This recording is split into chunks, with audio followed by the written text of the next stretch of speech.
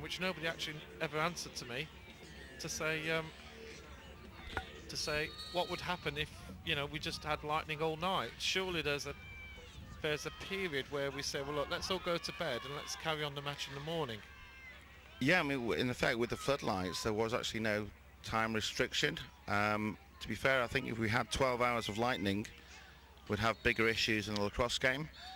But what was amazing is in the tented village last night, and there seemed to be a number of supporters who've been enjoying our sponsors' product, who seem to think that what's wrong with the players, why can't they run around with metal sticks in their hand during a lightning storm? I don't think they quite grasp the concept. Oh! And Nicky Watson. With seconds to go. That's a perfect timeout for England. Making advantage, coming in with the play. This was the original goal, the previous one. That's a great turnaround in the last minute there of the game. From a goal down, 4-3. Lewis Ratcliffe benefits on the Scottish defender, misses the flick back from the England player, leaving Lewis Ratcliffe wide open one-on-one with the goalkeeper, and he finishes it well.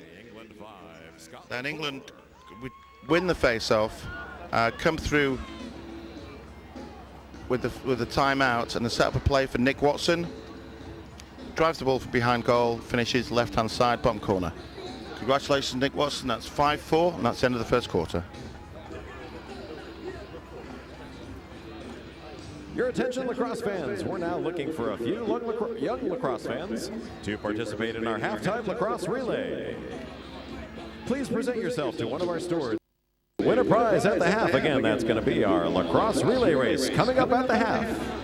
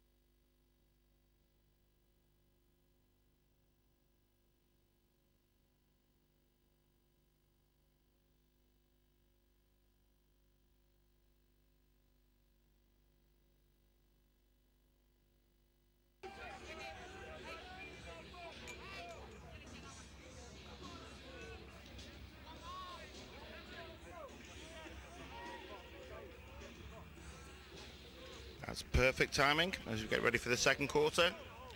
Evan Roberts, number 12 for England, against number 17. That's Tim Kirkland, again from the Timperley Lacrosse Club, with a long stick for Scotland. Roberts with the ball. Quick step inside to Andy Ellison. Could have pulled the trigger there, took a shot, but instead looked to finish, gets the ball to Lewis Ratcliffe. Ball went astray, and that's Douglas Freeman in defence for Scotland to bring the ball on.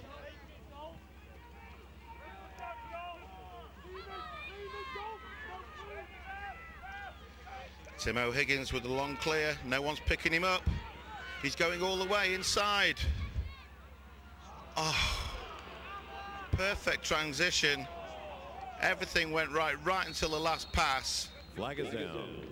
Dan Hayway. Wide open goal, but the pass was just a little bit off from back left. And Dan Hayway in the race for the ground ball may have actually accidentally bumped into the goalkeeper. And the referees are having a bit of discussion about that one.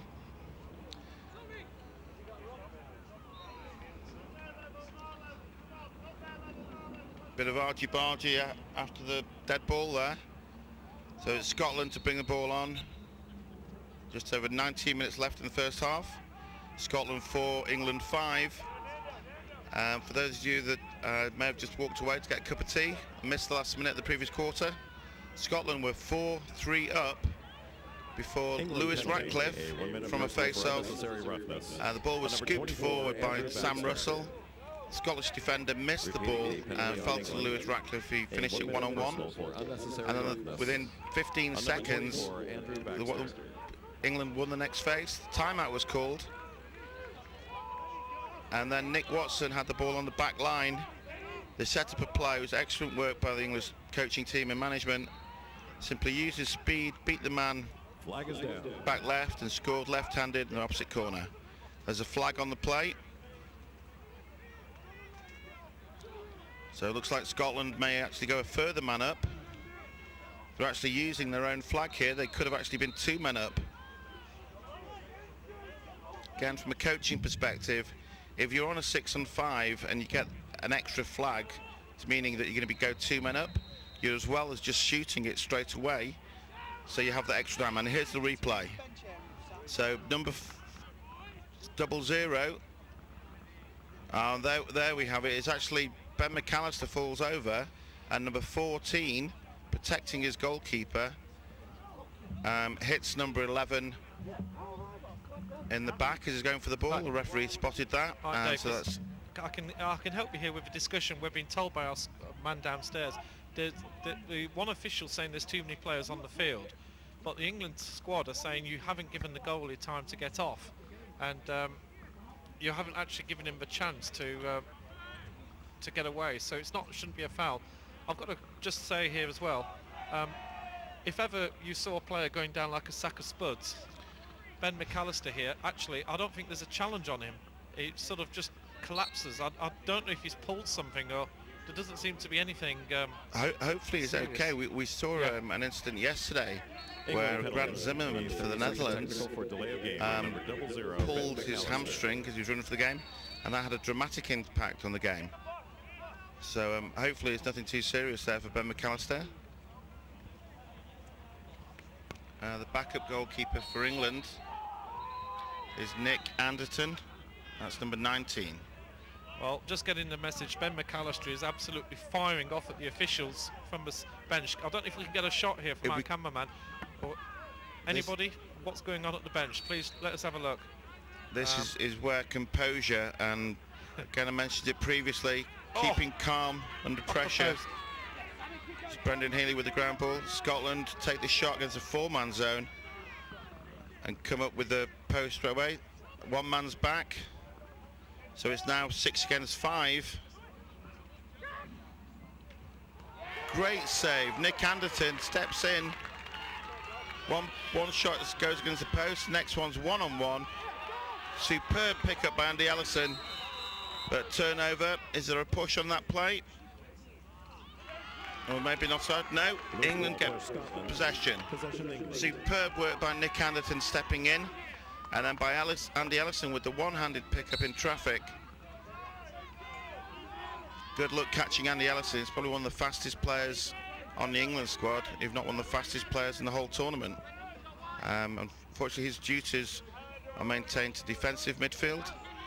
We've seen on a number of occasions this tournament where he simply had a run on a clear and has beaten players by a good 10 yards sprinting up the field. So it's Tom Gosling on the ball.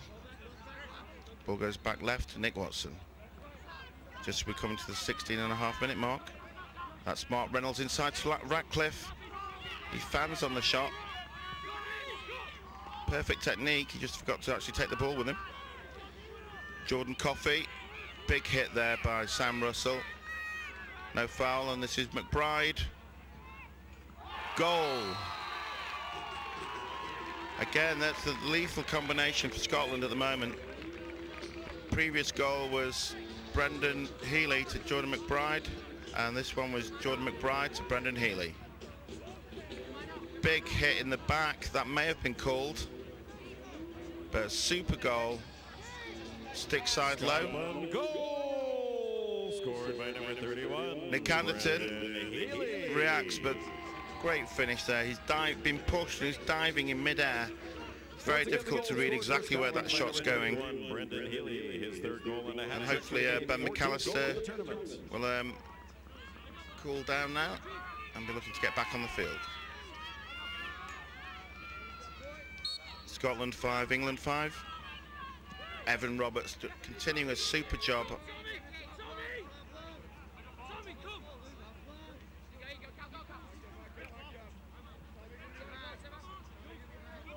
Hidden ball trick attempt. Again, Scotland not falling for that one. the defender actually on the ball. Not only did he call on another hidden ball trick attempt, number 9, as you can see, number 6, who they've tried to do it on twice, instantly not only shouts the player's name out, but also puts his hand up to tell everyone on his team that he's got the ball. This is where Australia missed out last time. Just about a breakdown in communication. Obviously the hidden ball trick works when you don't actually try it all the time. If every 30 seconds you're trying a hidden ball, defences are obviously alert for it.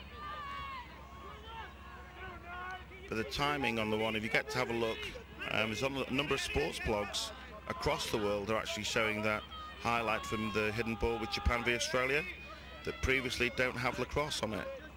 So it's very interesting to see that the ingenuity of the Japanese team is actually going across the world. Nick Watson, left to right split dodge. Look away feed to Roberts, one more pass. Ratcliffe, goal. The Canadian box lacrosse fans, you've seen that move literally 1,000 times. Lewis Ratcliffe fakes to the outside. If you watch here, ball goes down to him. He fakes to the left-hand side, steps off his left foot, pulls the stick right the way across, holding it one-handed, left hand, right with his right hand, pulls it back to his left, finishes it off stick side low, or stick side low in this case, with the righty. That's a signature move if ever there was one for Lewis Ratcliffe. In box lacrosse, when everyone plays with a short stick, he has tremendous success with that. He's averaging 6 points per game at the moment in the Summer League in Western Lacrosse Association, in the build-up to the Man Cup, which is the biggest box lacrosse trophy played between the best of the West and best of the East. This is the timeout, Scotland. Scotland 5, England 6. Now we see Tom Williamson jogging in.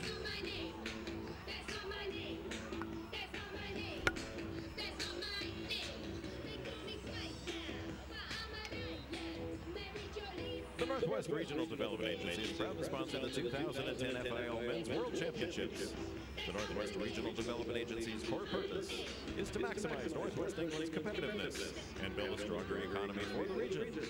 Supporting business, developing the workforce, building communities, improving infrastructure, and enhancing the overall quality of life. Making big things happen. The Northwest Regional Development Agency, a proud sponsor of the 2010 FIL Men's World Championships.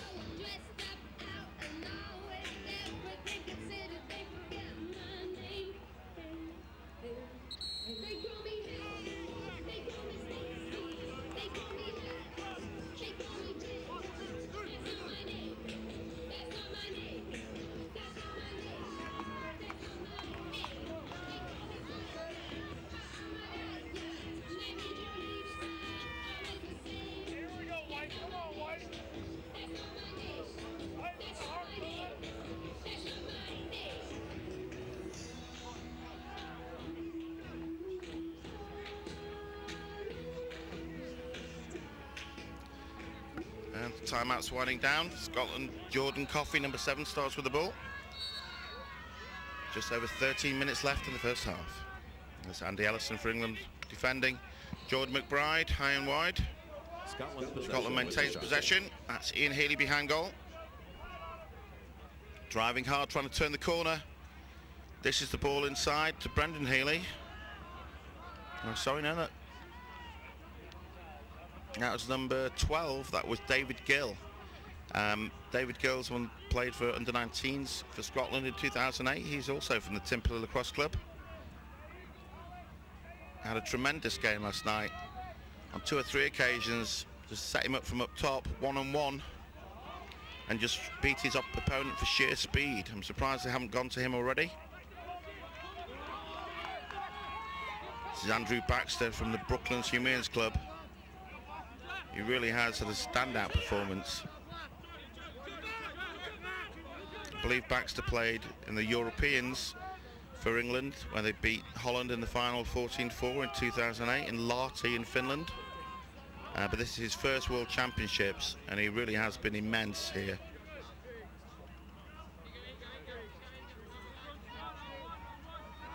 Mark Reynolds. Pass off to the wing. Gets it back from Sam Russell.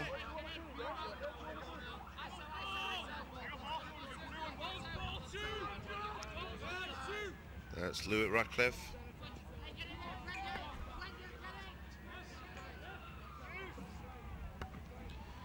And good controlled possession by England. Any thoughts they had earlier of blowing out Scotland and showing how dominant they are, I think those thoughts are well gone now. They're definitely in the game. Sam Russell with the outside shot, high to high. But Timo Higgins stands up big there with the save. But Scotland are called for a penalty. And that's a late hit. Really is no need there.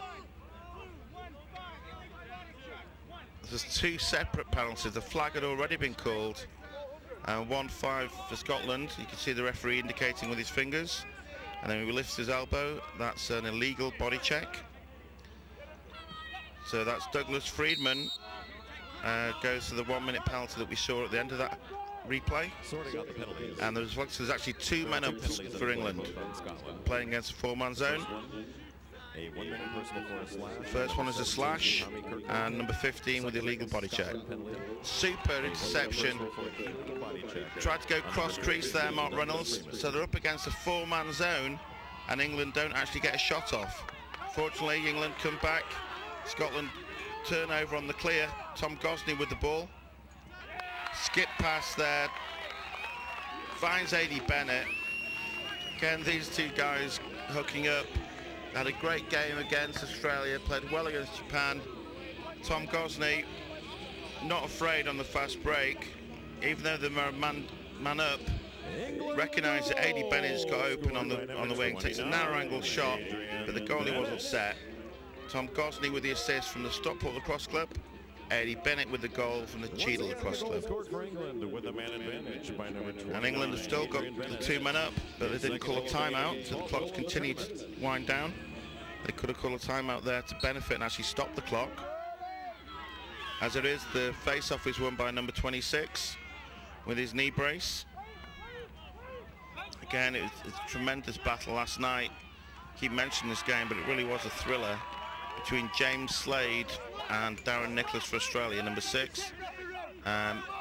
When Scotland had their run where they scored 5 goals in about 4 minutes, James Slade was vital for it. Again, now we're down to a 5-man zone, and actually the penalty's been released. They're all even. There's another whistle and another flag. This time it's 4 players running off, so it's really a case of taking your pick which one's got the penalty. We'll wait to see. It's a technical foul.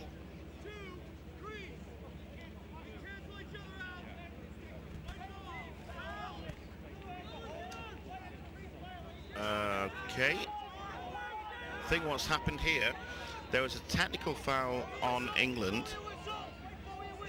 and then during the flag of the advantage, there was a technical foul on Scotland. I'm sorry, technical foul originally on Scotland. England had the ball, so it was an advantage. There was then, during the advantage, an England player stepped in the crease, which would be a technical foul normally and a change of possession. So because they're both technical fouls simultaneously, there's no advantage or no disadvantage to either team. So nobody is sent off, and England simply maintain possession. I hope that makes sense. If there's any referees out there on the chat room, then please feel free to chip in. That's Ratcliffe, tries to feed inside. Scotland get a piece of it. A.D. Bennett, great work on the ground ball to pull it out. And it's Matt Bagley with the outside shot. Number 17.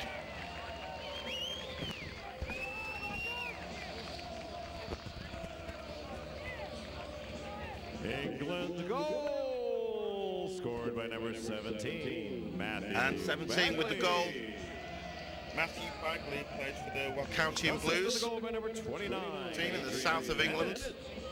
They're the South of England flags winners this year, 2010. Once again, the goal scored for England by number 17. Also, they have not only their own club where they're doing well and developing.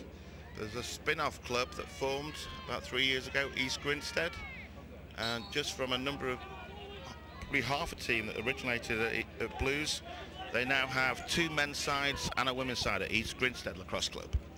So the South, although they're currently seen as the weaker division in England, the North seen very much as a more experienced league, but the South are developing rapidly. So great work by Blues and East Grinstead. So it's Lewis Ratcliffe. He's not played in the North or the South of England. He moved over to Canada, but he was born in London. So qualifies under being availability for being a dual citizen, along with his brother Kel Ratcliffe.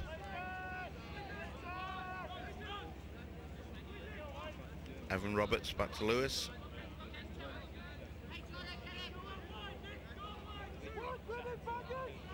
And being patient.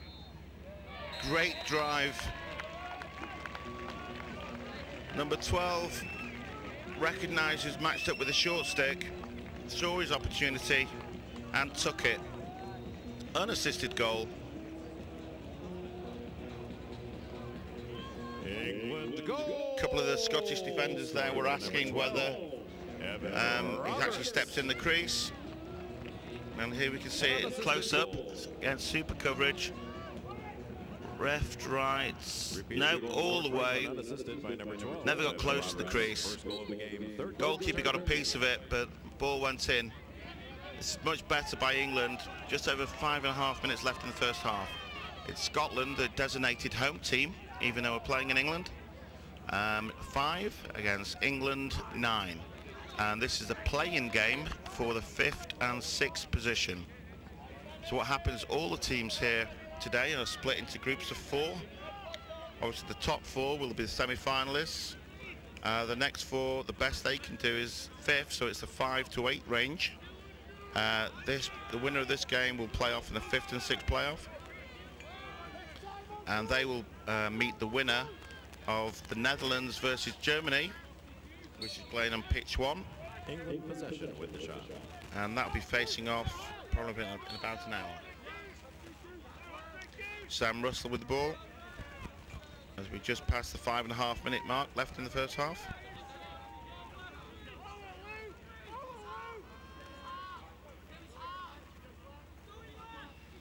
Tom Gosney. Sam Russell rings the pipe.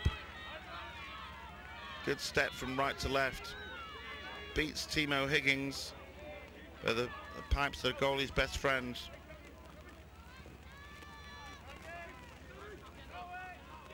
Yeah, good defence by Rick Hayway. Steering Sam Russell away from goal. And Lewis Ratcliffe of the Washington Stealth takes a step, drives hard from right to left. He very is a massively dominant left hand. I'm surprised that they weren't sending him on his right hand. Makes a step, beats the goalkeeper, stick side low, just tucks it in the near post. A lot of the Canadians with their box lacrosse experience, with the time and the aggressiveness in box lacrosse, most players actually don't have time to change hands, so they're all predominantly one-handed. Scotland 5, England 10, just the 4-minute mark in the first half. Good play at the face-off. We've got a score. Evan Roberts. We have a score update here from out there. Bermuda beat Latvia. I think it was 8-7. Flag is down. Flag down here. So a great win for Bermuda in their first ever World Cup, beating Latvia. It's tremendous. Wouldn't be disappointed for the Latvian side. They been playing since 2004 when they entered the European Championships in Prague. Bermuda, this is actually their second World Championship. They did take part in the games in 2006 in London, Ontario, but without much success. So they'll be very pleased to get the win today. That's a great result for Bermuda in their team colours of orange and azure blue. Got some very nice equipment for those that want to look online. And a super shot by Dan Hayway. Pick that one out. Sidearm shot, generate a tremendous amount of power. but normally what you gain in power, you lose in accuracy. That one actually clipped the inside of the top of the post, right underneath the crossbar. Perfect finish. So Scotland 6, England 10. This is very reminiscent of the game yesterday against Australia. Both these sides are evenly matched, but when Scotland, when they lose concentration, then England, just as Australia did, are quite capable of going on a run. So England, they were all tied, went on a 5-goal run, and now Scotland are trying to make a comeback. Good ball inside to Tom Gallen. Recovers the ground ball as a face-off specialist. And he played previously at the Manchester Waconians club, but has actually transferred this year in the build-up to the World Cup. He's another player from Heaton, Mersey. For those of you outside the UK, although it actually is Heaton, Mersey, it isn't in Merseyside, Liverpool area. It's actually in Stockport, which the River Mersey does come from, but it's where the River Mersey starts. So it's in Stockport in Cheshire. Super goal on the run. That's the first one of the day for Tom Gosney. Barely celebrates that one, and again Timo Higgins accepts responsibility for that one by tapping his chest. He's another left-handed player who's ascending down the left wing. The Scotland team should know these guys. Lots of players actually play on the same clubs as their English counterparts, but Tom Gosney is a predominantly left-handed player, and they send him on his strong hand, which he accepts gratefully and sticks it away in the top corner. That's Scotland 6, England 11. 45 seconds left in the game. That'd be a timeout, England.